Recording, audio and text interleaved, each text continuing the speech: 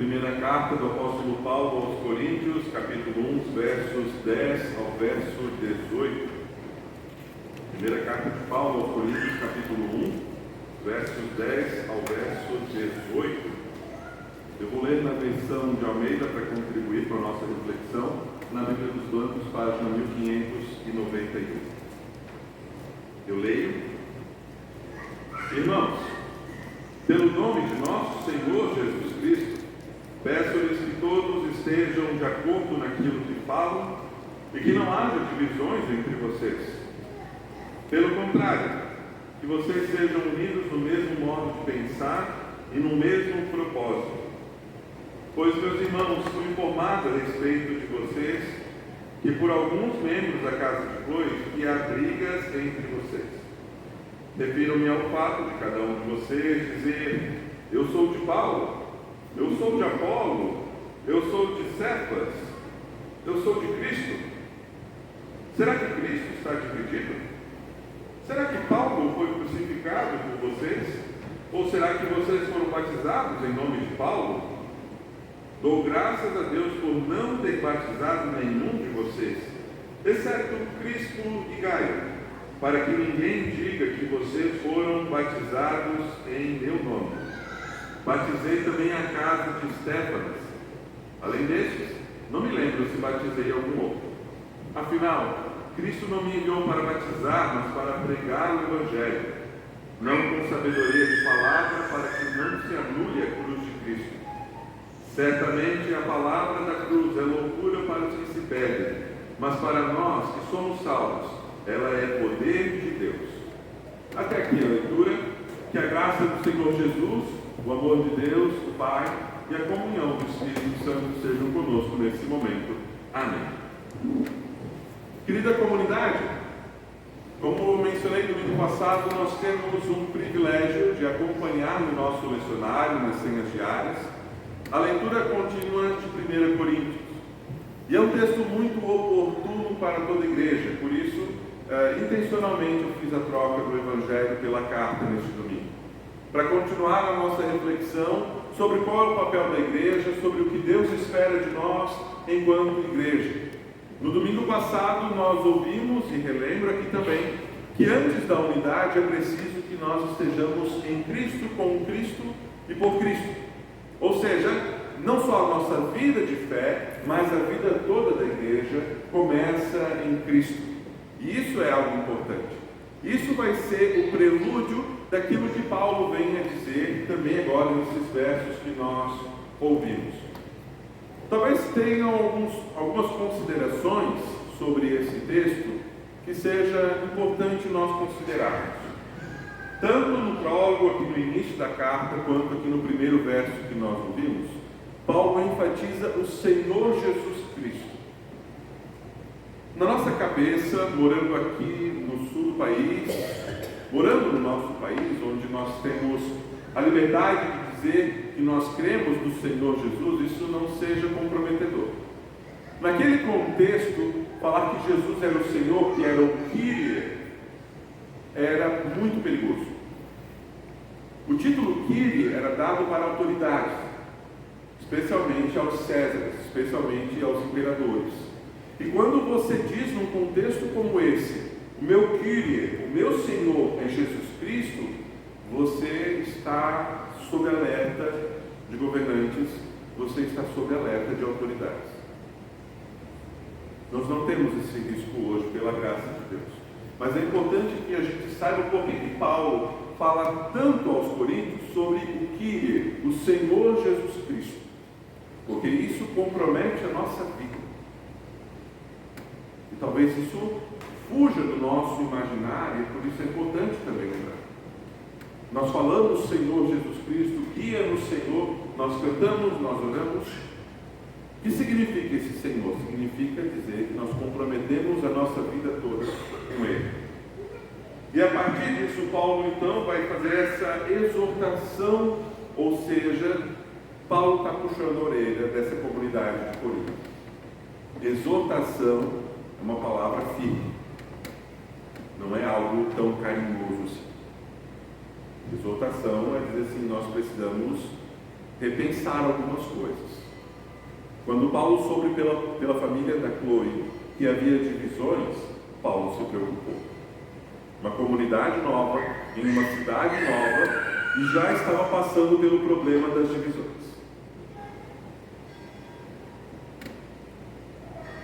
Eu não queria entrar nesse assunto porque é muito espinhoso, mas eu quero trazer um exemplo dos nossos dias do que significa essas divisões. Se eu falar o nome de um político, metade da igreja vai se revoltar comigo. Se eu falar o nome de outro político, a outra metade vai se revoltar comigo. Nós vivemos num momento histórico tão delicado, tão tensionado pelo nosso mundo e por todo o regime que nós vivenciamos, que isso está afetando até o nosso jeito de ser igreja.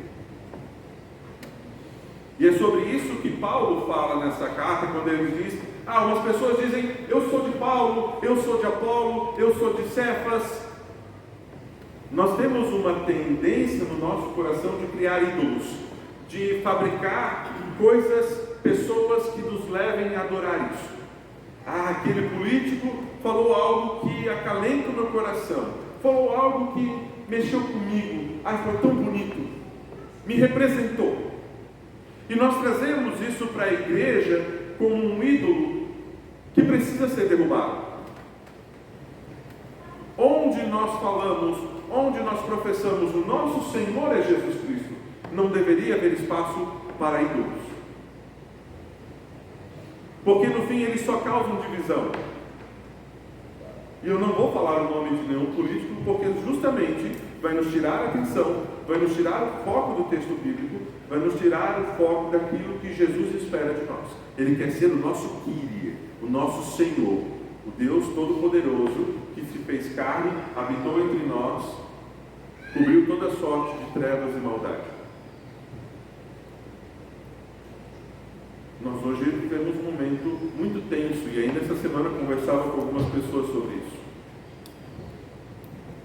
E por isso essa carta é muito pertinente para nós, como igreja. Porque nós dizemos, muitas vezes, com essas nossas ações, com essas nossas atitudes, só vou dizer que Jesus Cristo é o meu Senhor se Ele se aproximar do meu viés ideológico.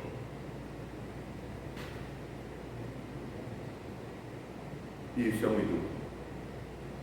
É eu dizer para Deus como, quando e onde Ele deve agir.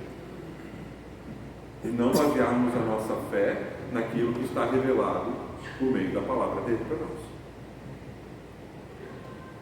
E é um assunto espinhoso, porque é muito fácil a gente se manifestar, a gente se posicionar.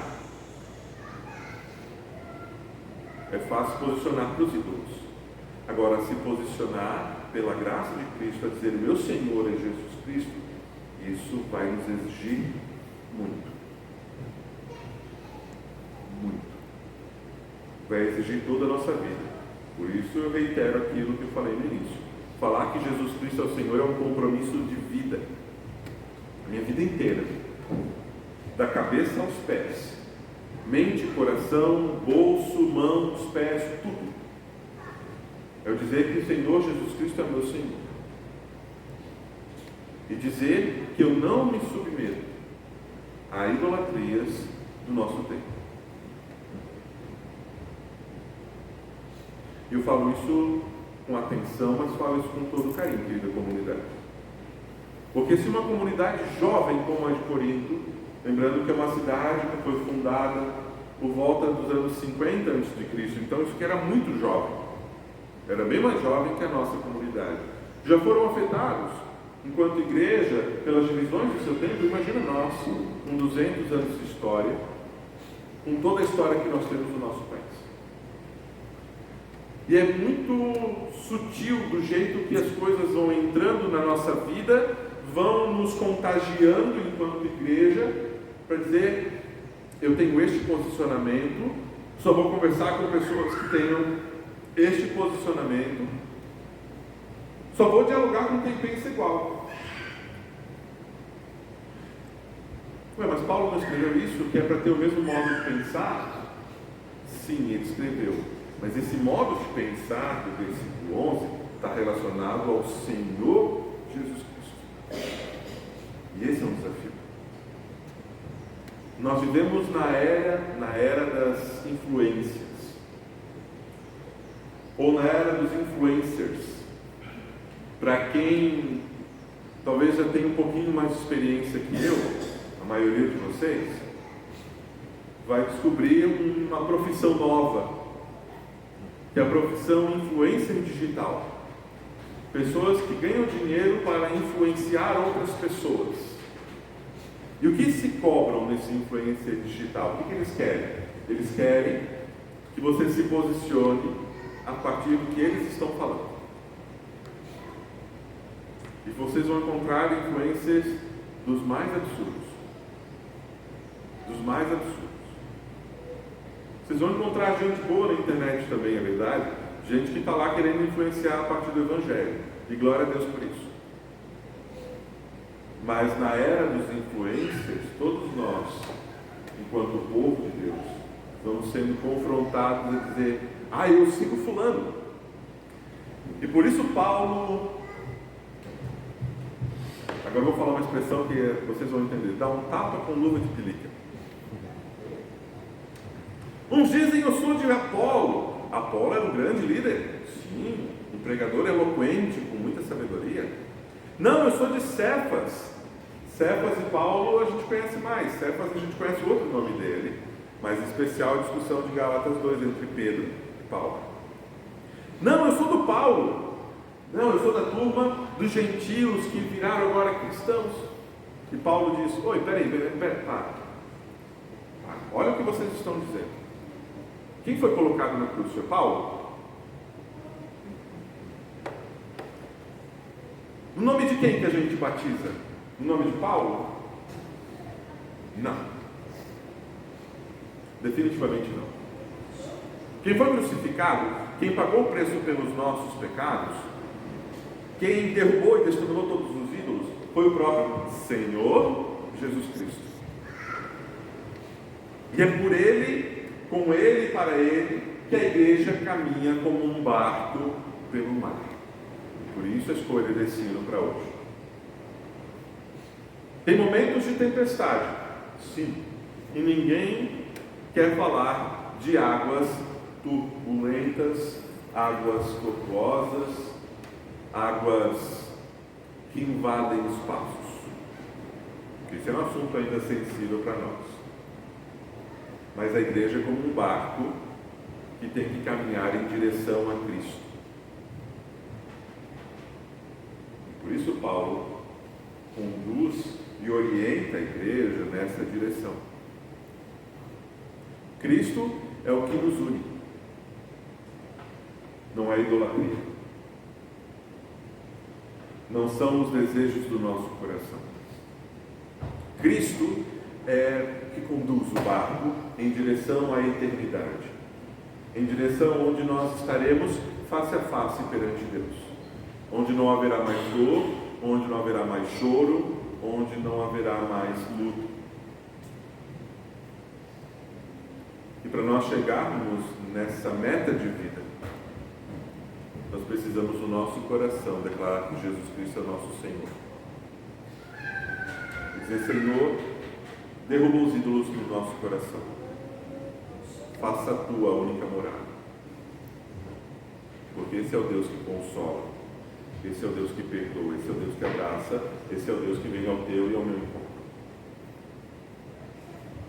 É o Deus que diz: eu sou o teu Deus. É o Deus que está presente na nossa vida. Desde o batismo. Desde o ventre da nossa mãe. Quando sequer éramos conhecidos, Deus já nos conhecia como substância informe. E em sua graça, Ele nos reúne como povo, para dizer: nós não somos seguidores de fulano, nós não somos seguidores de ciclano, nós somos um povo que tem como Senhor E essa marca está presente no nosso coração e ecoa nas nossas ações. Nós somos o povo de Jesus. Nós somos o povo a quem Deus resgatou e por isso verdadeiramente somos eles. Não para seguir marketing, não para seguir influencers, não para dizer para Deus como Ele deve agir para se adequar ao meu jeito de pensar, ou mesmo em quem eu quero votar. Eu sou de Paulo? Eu sou de Apolo? Eu sou de Paulo? Ou eu sou de Cristo? A quem pertence a nossa vida? Com quem eu firmo um compromisso? Em quem eu tenho total confiança de dizer, toma, está aqui a minha vida. É isso que significa compromisso. Dizer, Senhor, eu creio em Ti a tal ponto que eu deixo a minha vida inteira em Tuas mãos. Faz dela a Tua vontade, faz nela a Tua morada. E nós como igreja, ao entendermos esse compromisso, nós vamos ser esse barco em direção à eternidade, levando essa mão generosa de Deus para tantas pessoas ao nosso redor, para tantas pessoas que precisam de auxílio. Muitas vezes nós vamos ser mão de Deus no abraço.